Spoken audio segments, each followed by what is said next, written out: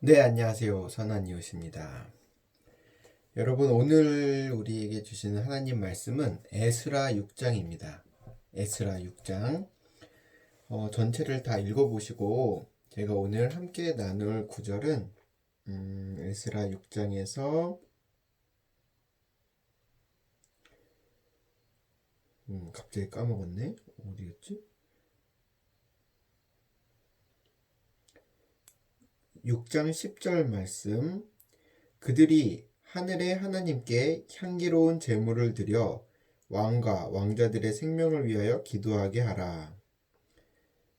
내가 또 명령을 내리노니 누구를 막론하고 이 명령을 변조하면 그의 집에서 들보를 빼내고 그를 그 위에 매어 달게 하고 그의 집은 이로 말미암아 거름더미가 되게 하라. 만일 왕들이나 백성이 이 명령을 변조하고 손을 들어 예루살렘 하나님의 성전을 헐진대 그 곳에 이름을 두신 하나님이 그들을 멸하시기를 원하노라. 나 다리오가 조서를 내렸노니 신속히 행할지어다 하였더라. 아멘. 자, 우리 지난 시간까지 이제 배웠던 것이 예루살렘 성전이 이제 허물어지면서 바벨론으로 포로로 끌려갔던 사람들이 다시 그 고레스 왕 원년에, 고레스 왕은 이제 바사의 왕이었죠. 그 바사의 고레스 왕 원년에 그 사람이 갑자기 하나님의 감동을 받아서 이스라엘 사람들을 다 예루살렘 성전을 짓는데 투입을 시키고 자기가 모든 물적인 자원과 재정적인 부분, 그 다음에 그 먹고 사는 문제까지 다 해결을 해주겠다 약속을 하고 보냈어요. 그런데 이 성전 건축이라는 것이 하루 이틀 만에 다 완공되는 게 아니잖아요. 오랜 세월이 걸리는데 그 중에 이제 왕도 바뀌고 또 주변에 그 예루살렘 성 주변에 있는 민족들이 이 이스라엘 백성들이 성전 짓는 거에 대한 불만이 고조가 됐어요. 그래서 그 왕에게 새로 바뀐 왕이 이제 다리오 왕이었는데 그 다리오 왕에게 이제 편지를 보내죠. 이스라엘 백성들의 과거 이제 역사를 보면은 이들은 항상 자기들의 왕국을 세우고 자기들이 주도적인 나라를 세우는데 항상 반역을 일으키고 또 이 성전이 완성이 되면 바사 왕에게 충성을 바치는 것이 아니라 자기들의 나라를 따로 만들 것이다. 이런 식으로 어떻게 보면은 이간질시키는 편지를 보내면서 이 사람들이 언제 이렇게 어떻게 성전을 짓게 됐는지 한번 왕께서 알아보시라. 이런 이제 편지를 보내게 되는 거예요. 다리오 왕은 덜컥 이제 이 얘기를 듣고 나서 겁이 났죠. 그래서 이 예루살렘 성전을 짓는 공사를 이제 못하게 하고 그 이후로 시간이 좀 흐른 거예요. 근데 이때 무슨 일이 일어났냐면 예루살렘 성전을 짓는 이스라엘 사람들 중에서 학개와 스가랴라는 선지자가 나타나서 너네들은 이 성전 짓는 것을 멈추지 말고 계속 지어라. 우리는 이 성전을 완공해야 된다. 하고 사람들을 독려하기 시작해요. 그래서 사람들은 그 선지자의 말을 들어 그 공사를 계속 진행을 합니다. 그런데 왕의 명령이 지금 이 공사를 멈추라 그랬는데 공사를 계속 하니까 주변에 이제 다른 민족들이 막 안절부절 못하는 거예요. 얘네들이 왜 왕의 명령을 어기고 이렇게 공사를 계속하지? 또 한편으로는 오늘 읽은 그 본문 말씀에 다리오 왕이 이제 그 편지를 받아보고서는 얘네들이 그럼 어떻게 성전을 다시 짓게 됐는지 한번 알아보자 하고 왕의 그 문서들을 다 뒤지기 시작했는데 그때 고레스 왕 원년에 그 고레스 왕이 이스라엘 백성에게 선포한 그 조서, 어떻게 보면 왕의 명령이죠. 그거를 찾게 되는 거예요. 그러면서 이 사람들이 왜 지금 성전을 다시 짓게 됐고 이 성전을 짓는데 왕이 약속했던 그 부분들이 어디까지였는지를 확인하게 됐어요. 그래서 다리오 왕도 그러면은 이 성전을 완공하는 데 있어서 모든 물적인 지원과 재정적인 지원, 인력 이런 걸 다 투입하게끔 이제 다시 한번 확인시켜 주는 거예요. 그리고 이 성전을 짓는 것을 방해하는 세력에 대해서는 없이 하겠다. 그러니까는 굉장히 강력한 주문을 한 거죠. 명령을 내렸는데 여러분들은 이제 이 본문을 통해서 한 가지 질문을 해야 되는 게, 나는 인생에 있어서 그 성전을 짓고 있는가? 내가 왜 기도를 하고 교회를 나오는가? 내가 예배를 드리는 것은 무엇을 의미하는가? 이런 부분에 대해서 한번 자기 스스로에게 질문을 던져보길 바래요. 여러분들에게 한번 물어봅시다. 여러분들은 하나님을 왜 믿습니까?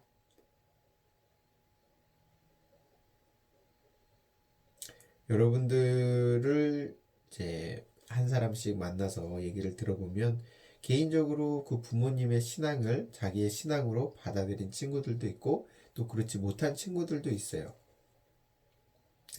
자, 그렇다면 받아들였다면 내가 왜 하나님을 믿겠는가? 또 받아들이지 못했다면 내가 왜 하나님을 믿는 것에 대해서 반감을 갖고 있는가? 내가 왜 하나님을 믿지 못하는가? 한번 생각해 보시길 바랍니다. 만약에 여러분들의 부모님 아니면은 할머니, 할아버지 세대에 한번 여쭤보세요. 할머니, 할아버지, 왜 하나님을 믿으세요? 보통 어르신들은 천국에 가기 위해서, 천국 백성이 되기 위해서 하나님을 믿는다고 대답들을 하실 겁니다. 그러면은 천국 백성이 된다는 것은 죽은 다음에 우리가 하늘나라에 올라가서 그 하나님의 그 왕국에 들어가는 것을 이제 보통 의미하는데요. 여러분들은 만약에 그렇게 죽어서 갈 천국이라면 예수님이 십자가에 달릴 때 함께 그 십자가 우편에 달렸던 죄수 있잖아요. 그게 우편인지 좌편인지 그 성경에 안 나와 있다고 하지만 그냥 우리가 그건 중요한 게 아니니까 하여튼 예수님 옆에 십자가에 못 박힌 그 죄수처럼 죽기 직전에 죄를 고백하고 예수님을 영접하면 하늘나라에 갈 수 있는 거잖아요. 그럼 만약에 하나님이 하늘나라, 그러니까 천국이 있다고 하면 그렇게 믿으면 될 것이고,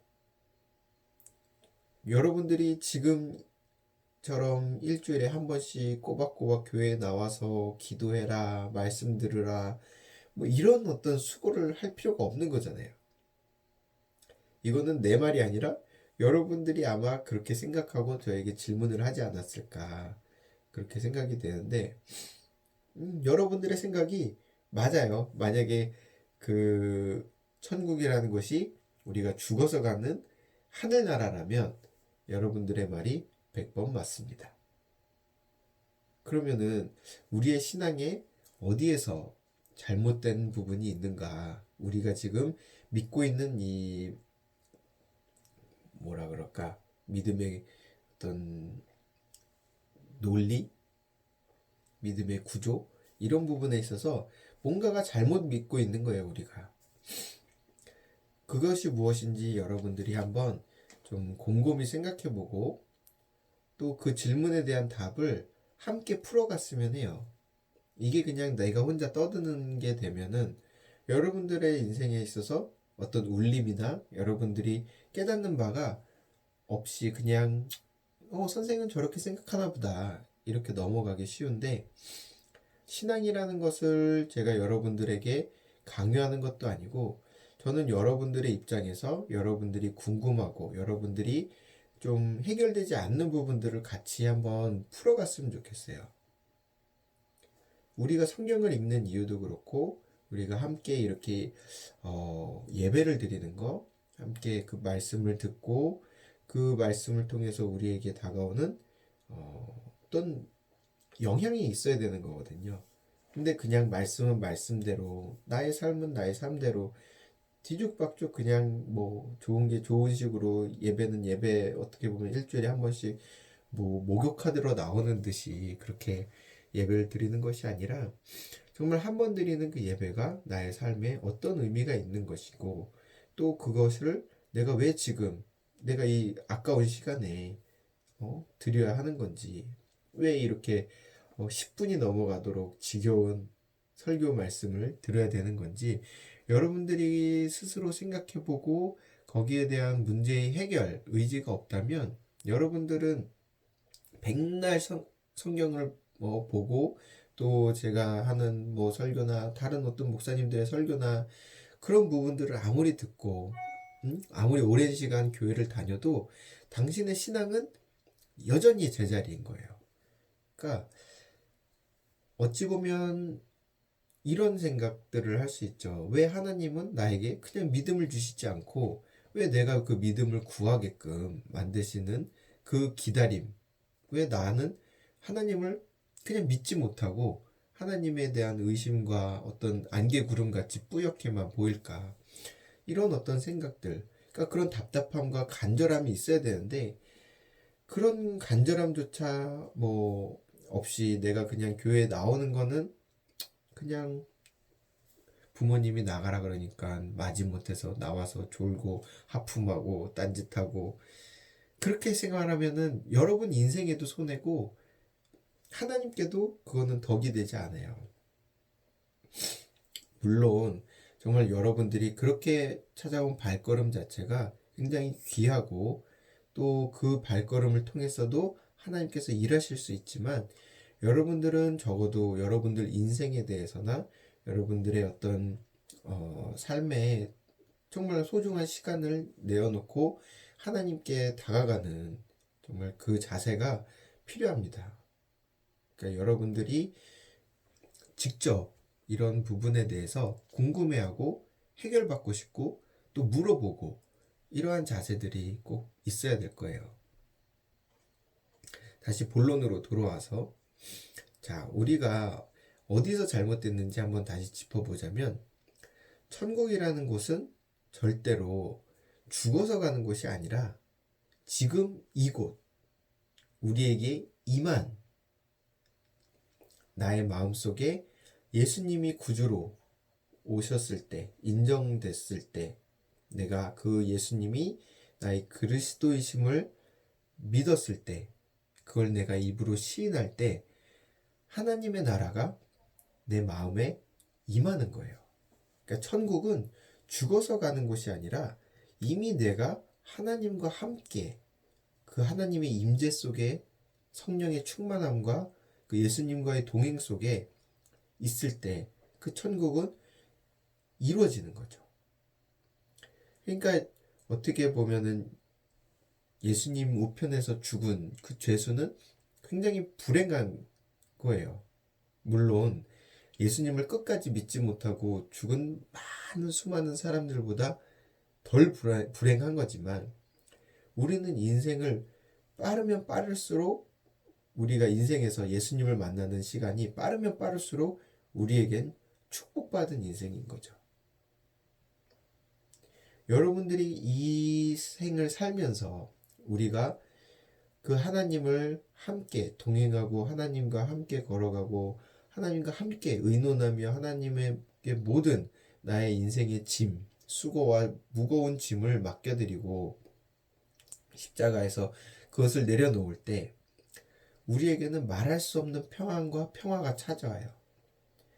여러분들 아무리 여러분들이 10대고 지금 인생을 책임질 수 있는 어떤 책임감이나 이런 부분이 없다고 하더라도, 여러분들이 늘상 겪는 어떤 경쟁의 구조, 이 사회에서 겪는 어떤 학교에서나 겪는 내가 어찌할 수 없는 답답함들이 있잖아요. 그런 사회 구조 속에서 나는 왜 부속처럼 일을 해야 되고, 나와 어떻게 보면 잘 맞지 않는, 또 그냥 사회 시스템 속에서 그냥 공부 잘하는 사람들을 위해서 있는 그 수능의 시스템을 따라가야만 하고, 또 부모님들의 기대와 그거를 내가 부응하지 못하는 어떤 좌절감, 혹은 그거 이상으로 내가 해내고 싶은 어떤 우월감, 그러니까 그런 것들, 열등감과 우월감, 그런 어떤 사이에서 우리들은 늘 끊임없이 존재의 불안을 느끼고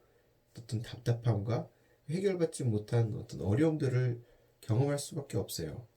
물론 여러분들이 아직 그런 사춘기를 겪어 나가고 있는 중이기 때문에 그런 불안이나 어떤 두려움, 또 부모님의 보호 안에서 그게 이제 잠재되어 있는 상태일 수도 있겠지만, 그게 나이가 들면서 여러분들의 어떤 책임감이나 여러분들이 겪어야 나가야 할 어떤 그 삶의 무게가 현실로 다가왔을 때 굉장히 그게 무겁게 다가오고 또 여러분들을 지치게 할 수가 있거든요. 그러한 상황에서 우리가 기대해야 될 것이 무엇이냐? 우리가 누려야 될 것, 우리가 정말 바라봐야 될 것이 무엇이냐? 우리가 의지해야 될 것이 무엇이냐?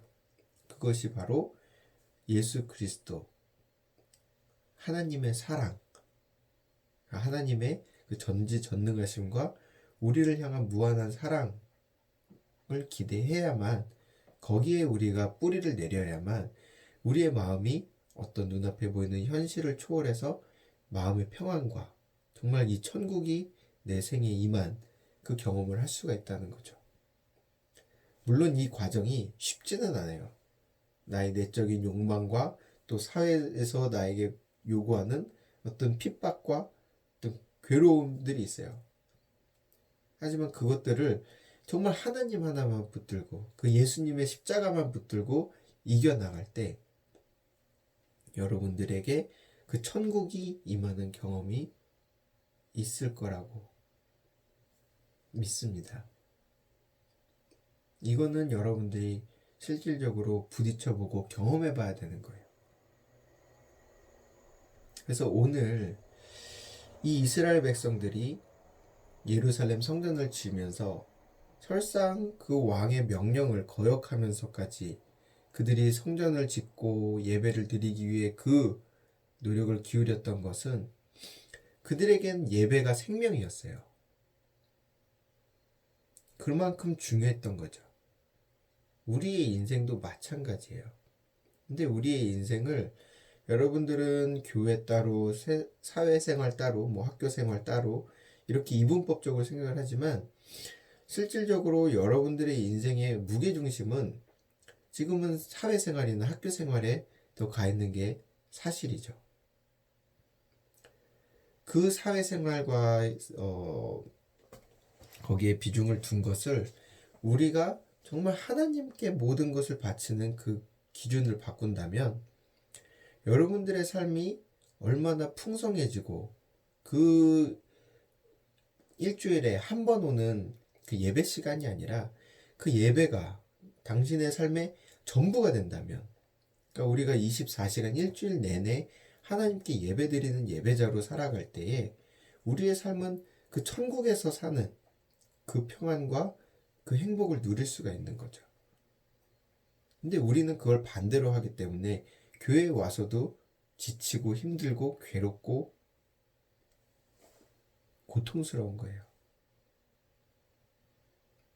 우리의 우선순위를 하나님의 우선된 삶, 우리가 정말 그 하나님과 함께 예배를 드리면서 하나님의 임재를 느끼고 그 임재를 통해서 우리의 삶 하루하루가 그 하나님과의 동행하는 그 역사가 이루어질 때 우리의 삶은 천국, 그 천국이 임한 삶으로 쭉 갈 수가 있어요. 이 예루살렘 성전을 우리가 빨리 재건하고 우리의 마음속에서 그 예배를 회복할 때 하나님께서는 우리에게 모든 것들, 그 너희가 구하지 않은 모든 것들을 채워주신다고 했거든요. 여러분들의 삶의 우선순위를, 삶의 목적을, 삶의 이유가 이 예배에 있다면 여러분들이 결코 여러분들이 처한 현실, 여러분들이 지금 겪고 있는 어떤 문제들에 낙심되거나 좌절하지 않을 줄 믿습니다. 그거는 여러분들이 경험해 보셔야 되는 거예요. 이 모든 과정까지는 제가 여러분들에게 설명하고 안내를 해줄 수 있지만 그 길로 여러분들이 발을 딛고 여러분들이 믿음을 쓰는 거에 대해서는 그건 여러분들의 몫이고 또 하나님이 여러분들에게 부어주시는 그 은혜를 기다리고 구해야 됩니다. 이게 신앙의 원리예요. 인간이 해줄 수 있는 부분은 어떤 한계가 있죠. 그러니까 여러분들 오늘 읽은 그 예스라 6장의 말씀을 한번 다시 묵상을 하면서 내가 무너진 그 성전, 내가 그 멈춰진 예배 다시 회복할 줄을 구하고 또 정말 그 예수님을 만나지 못한 우리 중고등부 또 학생들 다 그 예수님을 내 구주로 고백하는 그 믿음을 달라고 같이 기도했으면 좋겠어요. 오늘 말씀은 여기까지 맺도록 하고 기도하겠습니다. 사랑이 많으신 주님 감사합니다. 오늘 또 주일을 맞이하여 이렇게 함께 예배를 드립니다. 명절이 지나고 많은 정말 저희가 풍요로움을 누리고는 있지만 물질적으로는 누리고 있지만 하나님 저희에게는 여전히 영적인 배고픔과 갈망이 있습니다. 채워지지 않는 정말 목마름이 있고 아버지 하나님을 정말 찾고자 하는 그 열심을 저희에게 허락하여 주시고 아버지 하나님 저희가 주님을 구할 때에 속히 응답하여 주시고 저희가 현실의 벽 앞에 무너져 좌절할 때 정말 저희가 붙들 것이 주님밖에 없음을 기억하게 하소서. 정말 주님께서 약속하신 그 천국이 죽어서 가는 곳이 아니라 이미 이곳에서 저희가 주님을 구주로 영접하고 예수를 그리스도로 인정하고 시인할 때에 우리의 마음속에 이미 그 천국이 임한다는 사실을 주님 저희가 믿고 깨달을 수 있도록 주님 인도하여 주시옵소서. 저희가 어느 곳에 어떠한 상황에 처해 있든지 주님께서 함께 하시고 또 눈동자와 같이 잃어버린 양을 찾는 것처럼 주님께서 저희와 함께 하시고 저희 곁에 계시다는 것을 저희 정말 한 사람 한 사람 다 믿고 주님을 의지하고 구하는 그 믿음 허락하여 주시옵소서. 이 모든 말씀 우리 주 예수 이름 받들어 간절히 기도드렸습니다. 아멘. 여러분 그 추석 잘 보냈나요? 어떻게 한 놈도 잘 보내라고 인사하는 놈도 없고 저는 뭐 특별히 뭐 어디 가지도 않고 그냥 집에서 조용하게 보냈습니다. 휴일이 너무 빨리 지나가는 것 같아. 벌써 마지막 날이야. 핸드폰도 다행히 보험을 들어놔서 5만 원 내고 액정을 고쳤습니다. 하여튼 여러분들 소식 궁금하고 다들 어디서 뭘 하고 지내는지 제가 먼저 연락을 해야 되는 건가 싶기도 하고 또 연락을 기다려지기도 하고 그래요. 그래서 종종 연락할 테니까 각자 좀 어떻게 지냈는지 또 소식도 좀 전해주고 그렇게 함께 했으면 좋겠습니다. 정말 눈에서 보이지 않는다고 마음에서까지 멀어지지 않았으면 좋겠고 더 사모하고 더 기다리는 마음으로 함께 해주길 바래요. 오늘은 여기까지 하겠습니다. 빠이빠이.